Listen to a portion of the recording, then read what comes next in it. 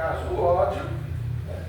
Buscando sempre prejudicar, trazer prejuízo. Traz um certo prejuízo. Impossibilitar o ganho, o avanço na busca do objetivo, da busca do que se pretende, ou atuando de forma contrária, como já dissemos, né? São forças oponentes. Bem, o termo pode ser usado, nós estamos aqui na definição do que é inimigo para o mundo, que a gente aprende que seja nossos inimigos, né? A visão que o mundo nos dá, uma visão, uma monovisão, né? Vamos dizer assim, a visão única. O mundo só enxerga isso, é só o que o mundo enxerga. Pode ser usado no contexto como oponente num jogo inimigo. Uma preleção de um técnico, de um time, alguma coisa, vai falar no adversário, apresentando como um inimigo. Romper as linhas inimigas, algo parecido, né? Uma nação adversária, a fronteira como um inimigo, o fronte de batalha como um inimigo, né? Uma nação adversária, uma força militar inimiga, onde já o uniforme, às vezes o uniforme, se olha e fala, inimigo. A gente não tem muita noção disso. Precisa fazer um exercício para imaginar o inimigo militar, graças a Deus. Mas as nações estão sempre em guerra aí. Eles veem por um sotaque na língua o inimigo. Inimigo. Ajudou o inimigo ao traidor da pátria. Mas são conceitos fortes, né? Nas consciências das nações mais guerreiras, bélicas. A Europa de tempos atrás, apesar que a guerra tinha acabado, décadas atrás, 70, 60, ainda olhava outras nações como nações inimigas. Muitos que sobreviveram à Segunda Guerra, os parisienses, ouviam aquele sotaque alemão, dava um arrepio assim lá. Mas eles escutavam o estalar das botas alemãs entrando lá no Champs-Élysées. Então eles viam aquilo tudo inimigo. E até mesmo num sentido mais abstrato, um conflito espiritual. Forças inimigas, energias inimigas. Mas esse é o conceito de inimigos que o mundo nos oferece. Mas aí, como proponentes a discípulos do Cristo, né, que somos, nós vamos buscar na mensagem do Cristo o conceito de inimigos. O entendimento. E ele traça para nós um roteiro de posicionamento em relação ao inimigo, né, que é esse que todos nós conhecemos. Né? Olha, vocês ouviram o que foi dito aos antigos, ou seja, o que consta das Escrituras do Antigo Testamento, que eram as únicas que haviam naquela época. Não havia o Antigo e o Novo Testamento, havia as Escrituras. Havia o que? Jesus se referia à lei e os profetas. Os 5 primeiros livros da Bíblia, Pentateuco de Moisés, Pentateuco mosaico, que era a lei com L maiúsculo, ou a Torá judaica. E depois os livros dos profetas, todos, que costumam levar o nome dos escritores, dos autores. Isaías, 22, Samuel, Daniel, Abacuque, Ezequias, por aí vai. Então vocês ouviram lá o que estava dito. Amarás ao teu próximo e aborrecerás o teu inimigo. Inimigo é inimigo. Não se ajuda o inimigo. É trair a nação, é trair os seus, é trair os irmãos. Mas só que inimigo, de agora em diante, a coisa muda. Porque agora o comportamento e a visão do inimigo, o comportamento em relação ao inimigo, é o qual? É de amar os inimigos e fazer o bem ao que nos odeiam. Orem pelos que vos perseguem e caluniam para serem os filhos de vosso Pai que está nos céus. Se você quer ser reconhecido como filho de Deus, é esse o comportamento. É interessante isso aí, se você quer ser reconhecido como filho de Deus. Por quê? Porque geralmente o filho traz geneticamente, né, as tendências do pai, os pendores, os trejeitos, assim, a semente não cai nunca longe do pé, aquela coisa e tal. Né? Fala, olha, fulano fala, tem um domínio de idiomas muito bom, tá? Também ele é filho de ciclano, que falava tantos idiomas, né? Fulano desenha muito bem, também ele é filho do pintor famoso, não sei quem e tal. Então, se a gente quer ser reconhecido como filho de Deus, Jesus, não basta amar só os amigos e aborrecer os inimigos. Não, você tem que amar os amigos e os inimigos também. Aí você vai ser reconhecido como filho de Deus, porque Deus é assim, dizia Jesus. Né? Quando Ele manda o sol, Ele manda para bons e maus. Quantos maus estão se beneficiando aí do clima ameno de hoje, enviado por Deus? Né? Quando Ele manda a chuva, é sobre justos e injustos. Então, para a gente ser reconhecido como filho de Deus, tem que amar os amigos e os inimigos. Assim nós seremos reconhecidos como filho de Deus. O sujeito está passando, aí vai o filho de Deus, a alma de Deus, é assim que fala. Como é que você chegou mais cedo aqui? Ah, eu vim a pé, mas um filho de Deus me deu uma carona na estrada, é assim que fala. Uma alma de Deus se compadeceu da minha situação com sacola, vinha no supermercado e me deu uma carona. É ser reconhecido como filho de Deus por essas atitudes. E aqui no nosso estudo, a desenvolver e irradiar o sentimento de amor, tanto para os que nos fazem bem, quanto aqueles que nos fazem mal, nos perseguem, nos caluniam. Mas é preciso haver um entendimento do que veio a ser esse amor que devemos dedicar aos inimigos. Então, é o que nós vamos nos concentrar já nos próximos passos aqui da exposição. Então, para Jesus, antes, o que foi dito, o que era dito era uma coisa. Mas agora, com Jesus, os inimigos devem ser amados. Olha que proposta que ele nos apresenta. Difícil. Então, Kardec vai fazer um estudo dessa lição moral do Cristo. E Kardec é o analista encarnado. Ele é, como disse Dom Denis, o bom senso encarnado. Ele tinha essa virtude desenvolvida em grau da terra, que podemos dizer grau máximo. Por isso ele foi destacado para essa missão de codificar, de organizar, de ver o que servia sob sua análise crítica e o que não servia. O que tinha aparência de algo correto, mas que continha irregularidades, continha erros. E isso era uma virtude fundamental para a organização da doutrina. Era um excesso de zelo que foi preconizado, foi instigado por Erasto, né? Erasto diz na codificação, se preciso for necessário, recusar 9 verdades do que aceitar uma mentira. Então, os comentários de Kardec são os mais precisos. Se a gente quiser fazer uma alteração ali, para resumir o que Kardec falou, nós vamos sentir que ficou faltando alguma coisa. Se a gente colocar alguma coisa a mais do que Kardec falou ali, nós vamos sentir que está sobrando palavras.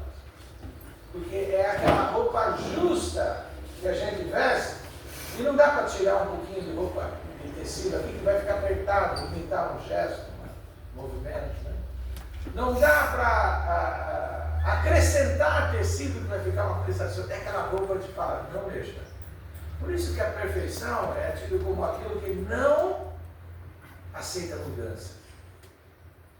Não se mexe no que está perfeito. Porque ele vai perder a sua condição de perfeição. Por isso Deus é imutável.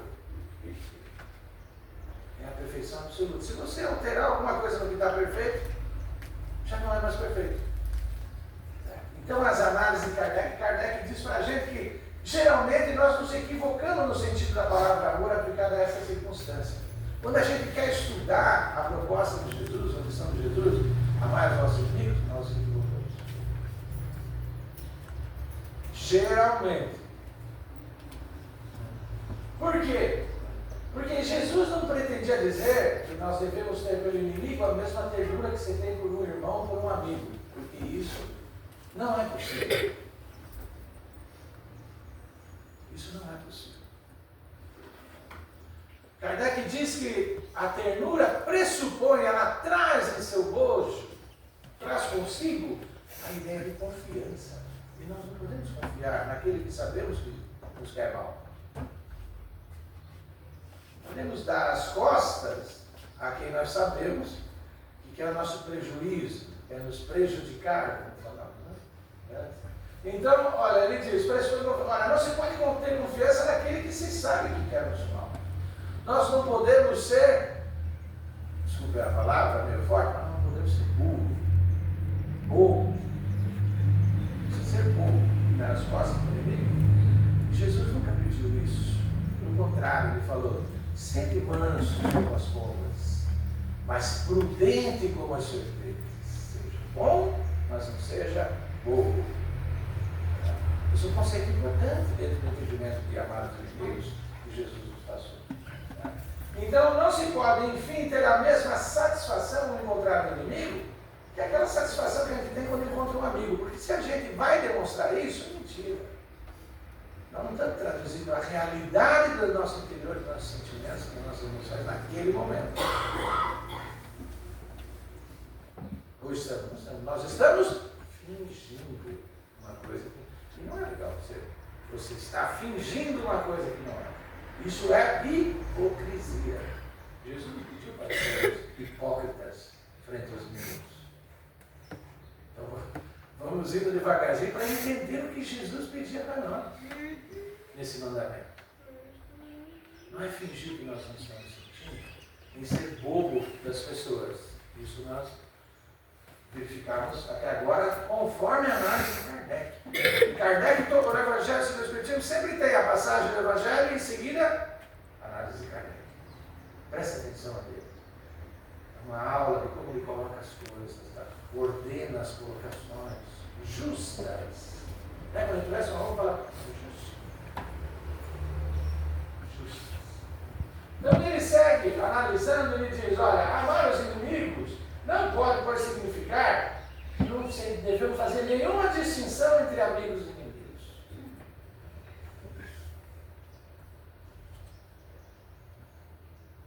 Nós estamos sendo bobos, cegos. E o pior cego é aquele que não quer ver. Então Kardec diz, olha, amar os inimigos não é, pois, ter por eles uma afeição que não é natural. Nós estamos forçando a natureza dos nossos sentimentos. Estamos traduzindo a realidade dos nossos sentimentos. Né? Uma vez que o contato de um inimigo, o coração bate diferente com o contato de um amigo, quando encontramos um amigo.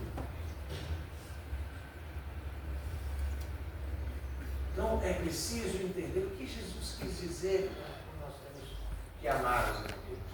E por que também ele falou amar, né? A palavra amor é o sentimento que é tudo de bom. Mas pensemos que ele foi procurar outra palavra e não tinha. Ou foi traduzida por essa palavra na falta de outra. Por quê? Existem sentimentos próximos do amor, mas que não encontram no vocabulário uma expressão que os represente. Isso é muito comum quando nós falamos das cores. Para quem é entendido de cor, ou melhor, para quem não é entendido de cores, de cor, o pintor, por exemplo, sabe todas as nuances do vermelho, todos os matizes do azul. Mas para quem não sabe, tudo é azul.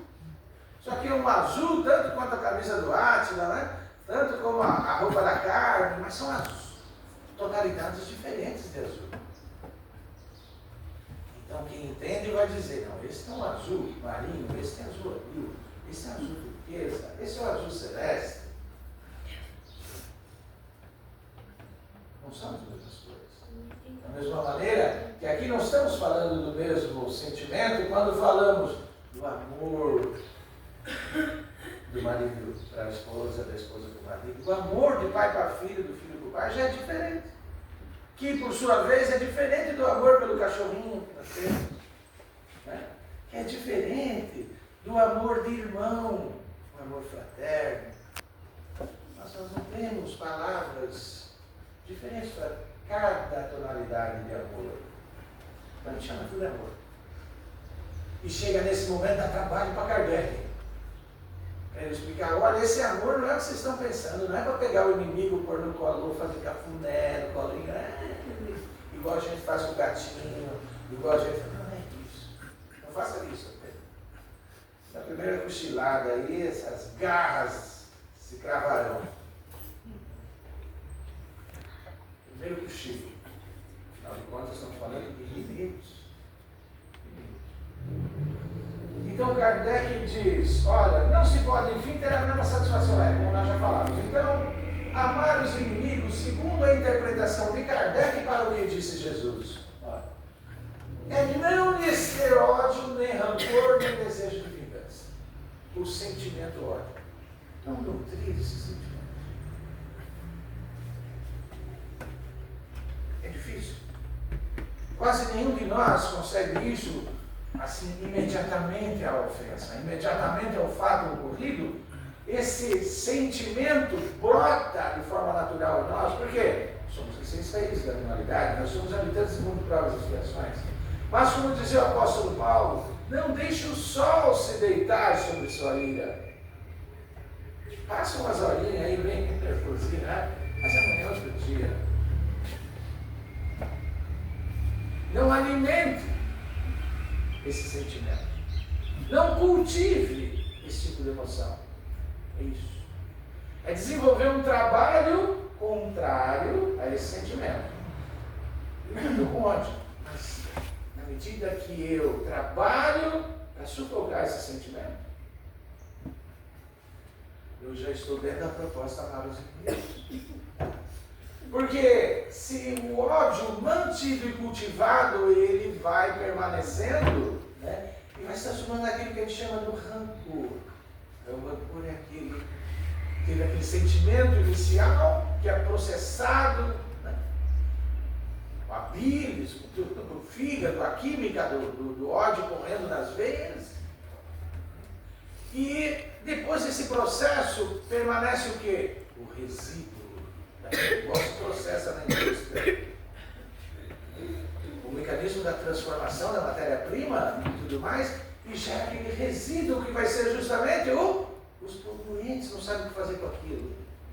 Despeja nos rios, despeja. São resíduos concentrados. É o resíduo, a resultante do processo digestivo daquele sentimento horrível. E aquilo permanece em nós, vai corroendo as estruturas físicas e perispirituais. Né? Então é o rancor, é aquilo que permanece. Passa o tempo, está rancoroso, não esquece.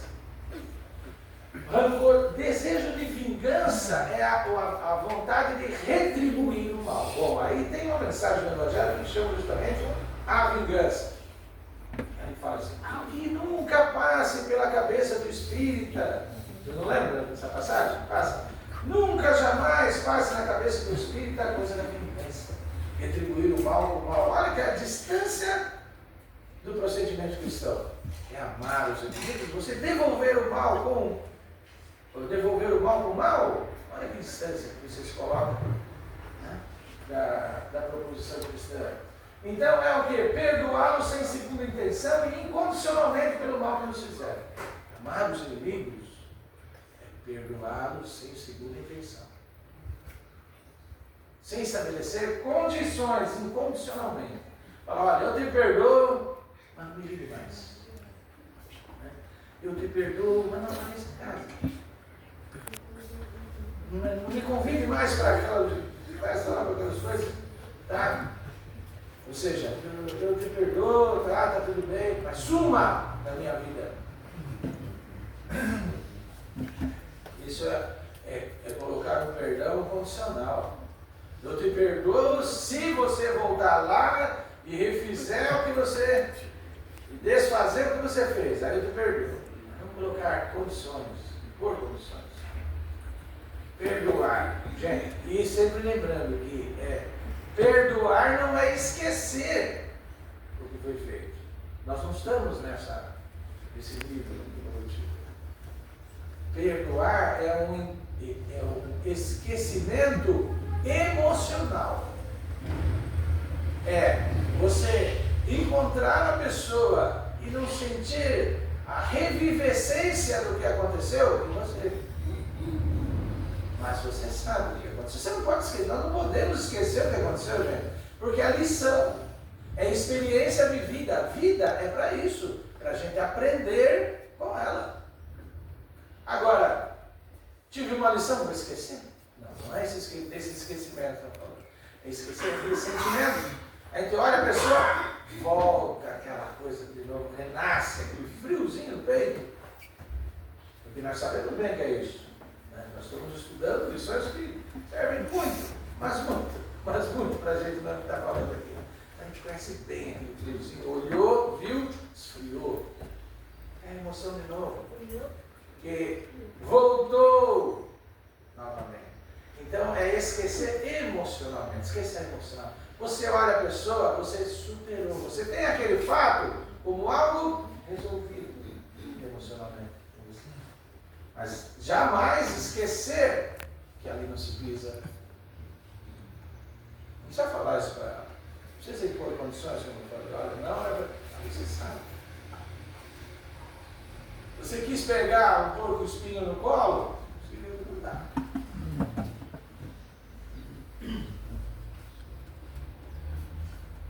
Vocês sabem qual? Eu tinha ouvido isso aí numa palestra sobre sabedoria, né? O cara fala assim, vocês sabem qual é o meu relacionamento com as onças? O melhor possível.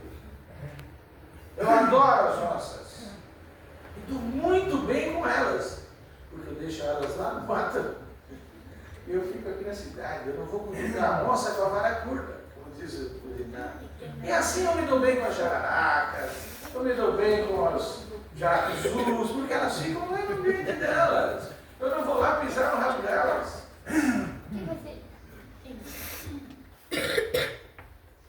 Se o dever me obriga, eu me preparo para isso. Eu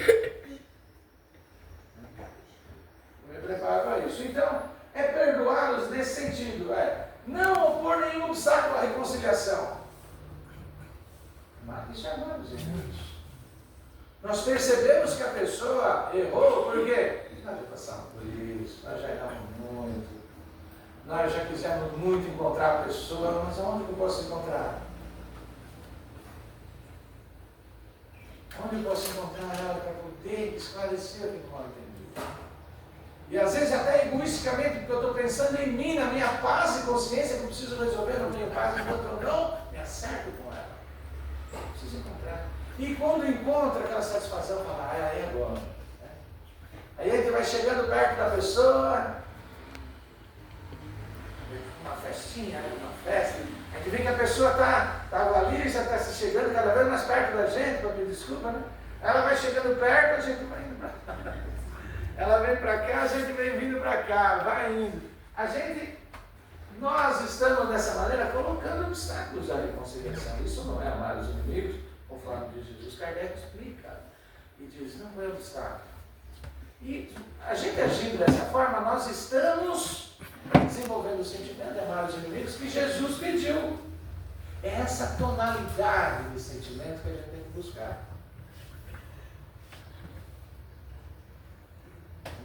Não, tocou o telefone, né? Agora que olha o nome lá, olha, teve coragem de me ligar ainda? Como que teve coragem? Que audácia, mas é cultura cínica. É cínica e ainda me liga. Não.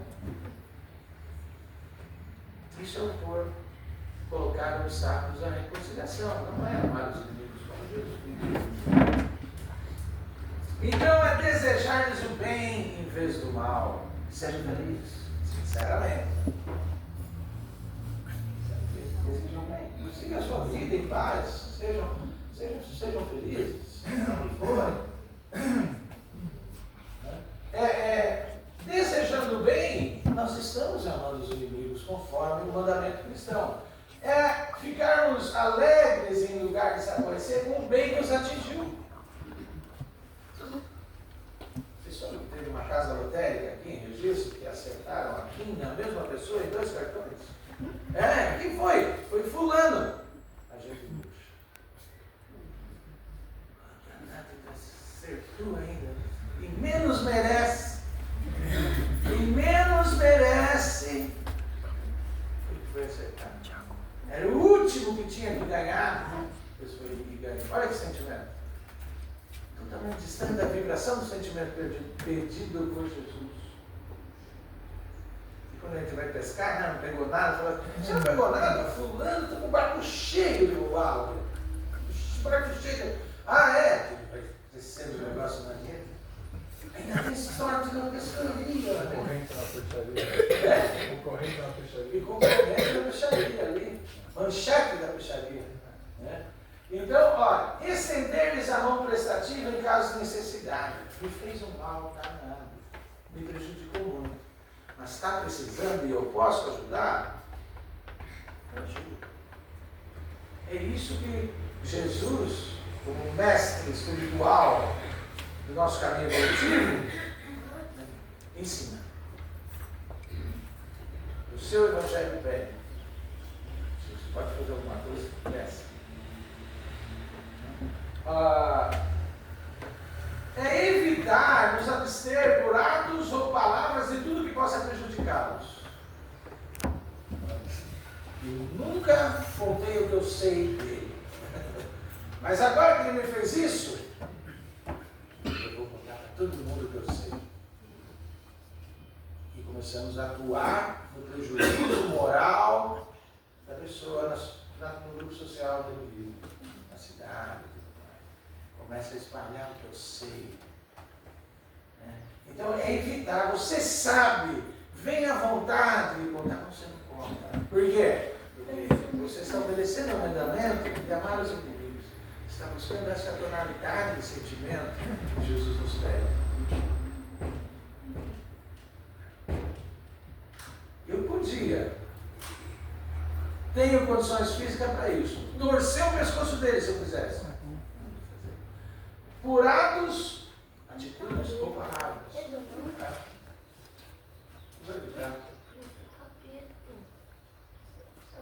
Enfim, pagar-lhes em tudo o mal com o bem, sem intenção de humilhá-los. Porque às vezes a gente faz isso humilhando.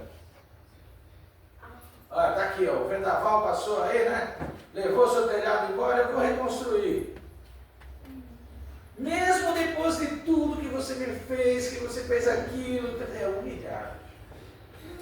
Me fez perder o emprego, me fez isso, não sei o que mais, espalhou isso de mim, não sei o que, e eu ainda vou te ajudar, sabia? Isso é o quê? Pagar o mal com o bem, mas com a intenção de humilhá-los. Eu vou emprestar para você o que você precisa, mas você não merecia, sabia? Você não merecia. Lembra aquilo lá e tudo mais, mas eu vou emprestar para você. Isso não é a tonalidade buscada desse sentimento. Amar os inimigos. Olha, todo aquele, diz Kardec, é isso, gente. É isso. Amar os inimigos, vamos voltar no começo, os inimigos conforme a explicação do mundo, né? Conforme a explicação do mundo, né? Todo aquele que assim fizer está cumprindo as condições do mandamento a amar os nossos inimigos. Vocês percebem? Não é tratar como a gente trata o nosso filho, deita aqui, cabecinha no colinho, vou fazer um cafuné com você, não. Mas é agir conforme Kardec destrincha suas explicações, conforme ele dissolve, conforme ele digere para nós, dá mastigadinho para nós, esse entendimento, sabe? Então, com Jesus, novamente, para transcender agora essa perspectiva de inimizade, essa visão, esse paradigma de inimigo, inimizade, nós vamos romper esse limite e procurar entender inimigos na realidade do que Jesus veio dizer que nós somos. Então Jesus veio dizer: vós sois deuses, para nos ensinar que somos espíritos. Vós sois deuses. Esses que se comunicam, dão mensagem nos oráculos, vocês vão consultar aí, vocês também são espíritos, como eles. Só que são espíritos evolutivos. Vocês ainda poderão fazer tudo o que eu faço e vão passar disso. Olha o que Jesus falou. Vocês poderão fazer tudo o que eu faço e muito mais. Mostrando que nós somos criados, nós, princípio inteligente, no estado evolutivo de humanidade, nós fomos criados como nós, todos nós temos uma missão: voltar para a nossa origem paterna, que é Deus. Esse processo de purificação que a vida nos impõe, porque nós vamos evoluir queiramos ou não, é lei do universo, a lei da evolução, está lá, a lei dos espíritos, as leis morais, lei da evolução. Não depende da nossa vontade, eu não quero evoluir. Agora ninguém mais aqui é igual àquele que acordou de manhã cedo. Ninguém mais é igual. Ou como dizia lá o filósofo lá pré-socrático da antiga Grécia, ninguém se banha 2 vezes na mesma água no rio. Aquele ser que éramos de manhã já foi sobre os outros. Estamos enriquecidos por essas horas que vivemos de lá para cá, do despertar até agora. De maneira que Jesus falou que esse processo de purificação é uma aproximação. Bem-aventurados puros de coração, porque verão Deus. Verão aqui o sentimento, sentir Deus e na compreensão do humano, cada vez mais. De forma que Jesus tem uma ideia, ele sente Deus, ele entende Deus de uma forma muito mais aprofundada que nós. Porque purificou-se mais. E ele está mais próximo de Deus, no sentido de que purificou-se mais. Então, essa é a nossa missão como criaturas, fomos criados. É voltar ao Criador, se aproximar de Deus nesse processo de purificação. Não adianta isso, a vida vai nos trabalhar, a existência, seja aqui, na dimensão que estivermos, na galáxia que estivermos, vai nos trabalhar. Como é que fala, nós costumamos dizer no linguajar espírita? Aparando as arestas, né? Aparando as arestas. A gente pega as pedras da cachoeira, são quase todas, quanto menores, mais arredondadas. Por quê? Sofreram a ação do trabalho das águas. E nós sofremos a ação das experiências vividas. Vamos modificando, depende de dar nossa vontade. Eu não mudo, eu sou sempre o mesmo. É uma regra que não adianta. Então, essa é a nossa missão divina. E nesse sentido, do espiritual mais profundo que somos, os inimigos são outros. Essa é a questão. Esses são os inimigos reais. É tudo agora o que se opõe a essa nossa marcha do progresso. É tudo que atravanca essa marcha. É um raciocínio lógico. Tudo que me segura os passos, sabe algo que me amarra, me prende os pés? Uma garateia, né, amarrada na perna, ela se desenrosca dali, já engatou aqui. Procure pôr aquela garateia assim, andar no pé e ficar andando por cima do monte de rede, pano de rede, aí que está sempre engata daqui, desengata dali, engata ali, desengata de lá, engata por lá. Você não anda. Você não anda. Então tudo isso, né, são nossos inimigos reais, porque não nos permitem um avanço, que é a nossa missão principal. Primeira, tipo assim, você foi criado, calma meu filho, sua missão é essa.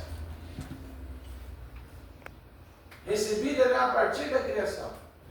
Certo? Então Jesus vem trazer o espiritual para nós. A visão do invisível. O que eu estou... É exatamente isso que eu estou falando.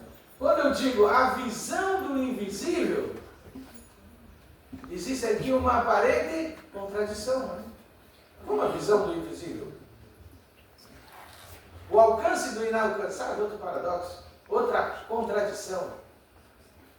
E é justamente esse termo, paradoxo, é justamente o que caracteriza a mensagem de Jesus quando fala das coisas espirituais. Porque tudo se contradiz ao material. E a mensagem de Jesus, então, estabelece os paradoxos. E fica mais complicado de entender, porque Jesus fala, olha, quem quiser salvar a sua vida vai perder.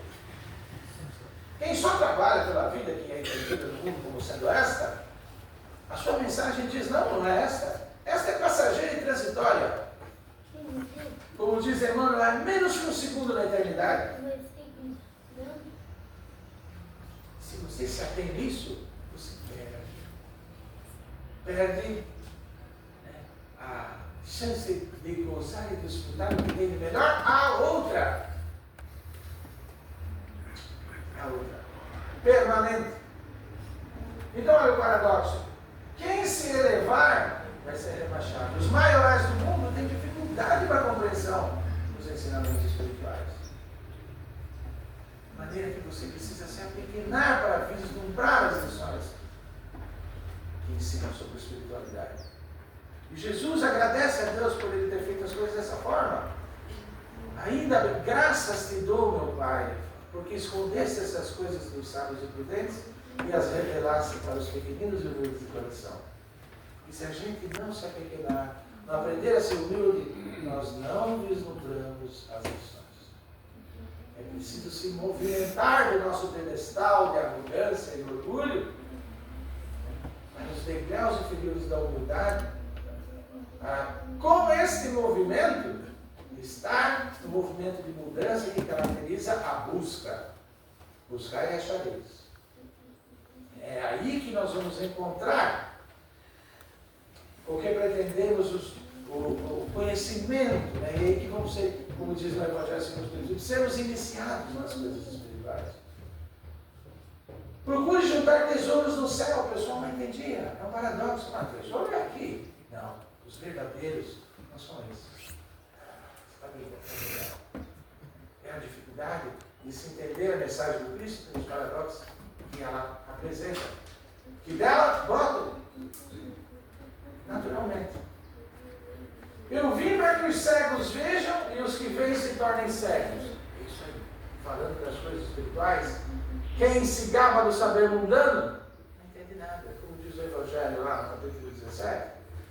Fala assim, a gente vê muitos sábios do mundo cheios de diploma não conseguem entender coisas simples das coisas espirituais que adolescentes recém-saídos da infância já demonstram uma facilidade por conta da maturidade do senso moral. Não tem nada a ver com o diploma acadêmico. Então é isso que Jesus, aqueles que acham que entendem das coisas, não tem nada. É um dos paradoxos. E bem-aventurados os que choram, meu Deus, como pode isso? Esse é um azarado. Quando a palavra forte, não vai dizer que caiu em desgraça, é o desgraçado do mundo. Você vem dizer que esse é o bem-aventurado? Esse é o paradoxo. Está no processo de aprendizado, de reparação do mal, está se quitando com as leis divinas, dizia, e olha do paradoxo. E ai daqueles que hoje riem porque encontram no mundo a sua consolação. Esse passageiro, rapidinho vai estar chorando. É como que você gaba num sorvete, todo feliz com sorvete, e rapidinho vai derreter. Estou ventilando. Quanto mais se demorar, mais arriscado está cair tudo no chão. Então, está na bolinha. Se seu olho é motivo de escândalo, cortai-a. Procure a porta estreita, apertada. Meu Deus, quem sem consciência no mundo, ignorante das leis espirituais, age dessa forma. Nem todo mundo procura o caminho mais fácil. Mas para as coisas espirituais não funciona assim. A ascensão espiritual é árdua, trabalhosa, exige disciplina e trabalho, como o Espírito diz. O progresso é filho do trabalho. Tudo que o homem desenvolveu, aprendeu, foi trabalhando até hoje. É dando que se recebe. Você quer ter? Dê. Mas aí não fica sem nada. Não. Olha o paradoxo. É dando a contradição aparente. Isso é paradoxo. A contradição aparente. Então, dentro dos paradoxos, bem-aventurados os injustiçados, os que são perseguidos por causa de buscar a verdade, de procurar ensinar o que aprendeu que é certo, mas é minoria. E enfrenta forças contrárias, os inimigos da terra, do mundo, por causa da bem-aventurado. O reino dos céus é desses. Para aqueles que têm, é dado mais. E para aqueles que não têm, até o pouco que tem é retirado por outro paradoxo. Vamos avançar. E aqui, olha, amem os seus inimigos. É um dos paradoxos. O que eu posso ajudar aqueles que estão se opondo ao meu avanço? Bem, então é preciso entender a quem Jesus se referia quando ele dizia ame. Ele se referia aos inimigos que o mundo nos ensina a ver como os inimigos. E não os inimigos reais. Esses que o mundo nos ensina a chamar de inimigos, devem ser amados. Devemos orar por eles. Mas existem inimigos reais que devem ser combatidos. Com dedicação, disciplina e muitas vezes com fúria. Quem seriam os reais inimigos? Então, como falamos, somos espíritos de evolução, e os nossos inimigos reais é aquilo que atrasa essa marcha evolutiva. Então, estamos a caminho da perfeição e da felicidade, mas não chegamos porque temos um enfrentamento pela frente, na marcha. São justamente esses inimigos. Então, agora com Jesus, o inimigo é tudo que pode atrasar ou estagnar essa nossa marcha evolutiva. Como falamos, né? Olha só, interessante o raciocínio lógico agora. Jesus dizia, o reino dos céus está dentro de vós. Então, esse lugar de felicidade, esse estado de céu, esse estado de reino de céus,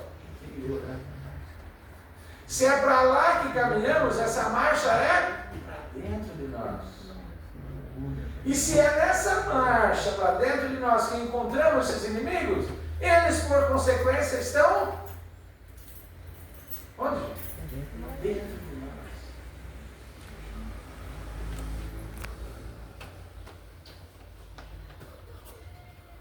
O combate, essa guerra, esse combate que por muitas escolas espirituais é chamada de o bom combate. Já ouviram essa expressão? O bom combate. Esse combate é interno. Agora não estamos falando de inimigo mesmo, hein? Agora estamos falando dos inimigos, né? Esses são os reais inimigos, os que estão dentro de nós. Os inimigos que devemos combater não estão, como diz minha sogra, alhures. Estão dentro de nós. Fazem parte de nós. Esses inimigos são componentes da nossa estrutura, ou seja, daquilo que somos. É uma peça nossa, na engrenagem do nosso ser. Uma peça. Então, os inimigos reais, olha só. Quando? Os medos, os temores, as fobias, né? Os traumas, feridas não cicatrizadas, nos chumbam na nossa posição. E trabalham para impedir mudança, avanço, né? As nossas vaidades, a raiva, o apego, a materialidade, o ciúme, a inveja, o egoísmo, o orgulho, a agressividade, a indolência, a preguiça, os complexos e por aí vai. Esses são os nossos inimigos. Agora, a pergunta que não quer calar: vocês encontram esses inimigos em vocês? E se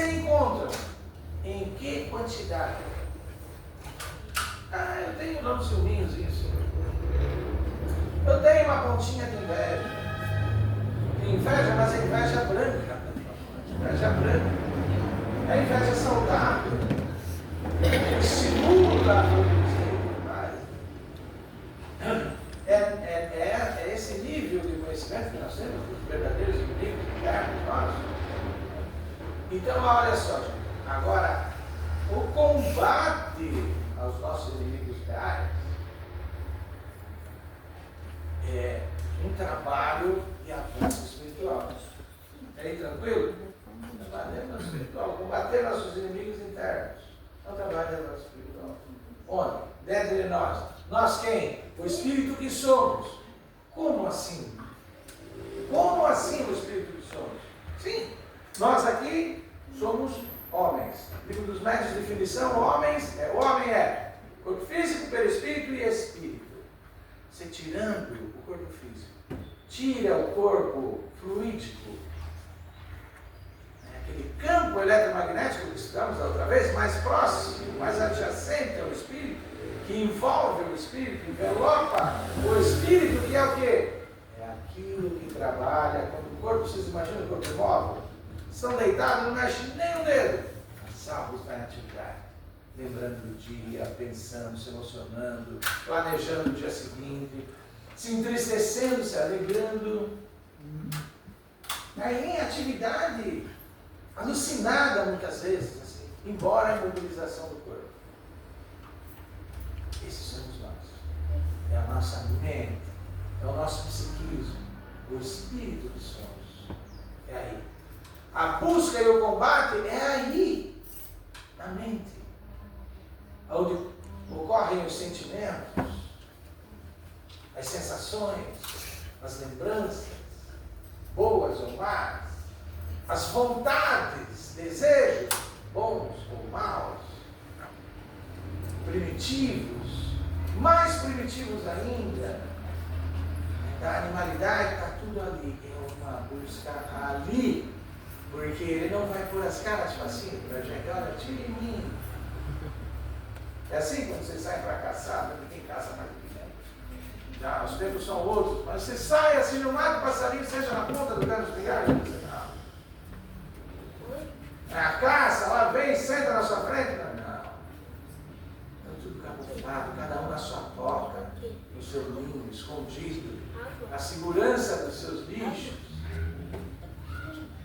É difícil encontrar, como dizia Santo Agostinho, aquilo que nós precisamos de reforma, precisa ser combatido. Então, nós aprendemos com Santo Agostinho o meio prático mais eficaz que tem o homem se melhorar nessa vida e resistir à atração do mal é, um sábio da antiguidade já como disse, conhece a ti mesmo. É um trabalho, é a investigação do nosso psiquismo. A averiguação é um autoestudo em busca dos inimigos. Que olha, estamos infestados de Deus, nosso psiquismo. Tá? Nós não nos damos conta, porque a alma, a mente, o psiquismo, Joana de Ângeles é quem nos ensina a ver. A mente, o psiquismo, com o espírito que somos. Trabalha aí, o autoconhecimento aí. Busca o que você precisa de reforma. É isso, o Santo Agostinho falou, de dia, de noite você passa em vista os atos do dia, traz os inimigos verdadeiros. Está lá a questão 919, não dá tempo da gente se deixar aqui. Mas, esse psiquismo, o nosso espírito, é o conjunto de toda a imaginação, pensamentos, sensações, as nossas memórias, imagens, lembranças, emoções, sonhos, são energias que se movimentam no espírito que somos. É a tal da dinâmica psíquica, ou agora aqui na casa espírita, a dinâmica espiritual. Energias que vêm da agressividade, por exemplo, uma vontade de socar, moer, e daqui a pouco se esconde que a gente acha que nem tem mais aquilo. Não, eu não sou assim. É a ignorância a respeito de nós mesmos. Então existem técnicas de autoconhecimento que a gente tem que buscar. Hoje não é o dia para estudarmos isso, mas tem que ir atrás e entender como se dá todo esse processo. Da onde vem isso? Onde que ele se esconde na mata carreiro dele para me seguir o carreiro desse bicho, dessa fera que se esconde em mim e me toma de assalto quando eu menos imaginava. E quando eu vi, eu já fiz. Quando eu vi, eu já falei. Acabei tudo, já está feito. A ignorância de nós mesmos. Que nos levam às aflições. Capítulo 5 tem lá, causas atuais das aflições. Causas anteriores, causas atuais. Aqui no parágrafo que diz, se a gente investigar nossa consciência, na maioria das nossas aflições, nós poderíamos dizer, se eu não tivesse falado tal coisa, se eu não tivesse feito tal coisa, né? Se eu tivesse sido menos impetuoso, tivesse agido com menos suscetibilidade, não é assim que fala lá? Eu não estaria nessa posição. Se eu tivesse dado mais conselhos para o meu filho na infância, se eu, ou como diz a música, Caetano Veloso, o filho fala, se eu escutasse o que a mamãe dizia, né? Aquela música aí, que saudades da Bahia, né? Antiga já, pessoal, né? Se eu escutasse o que a mamãe dizia.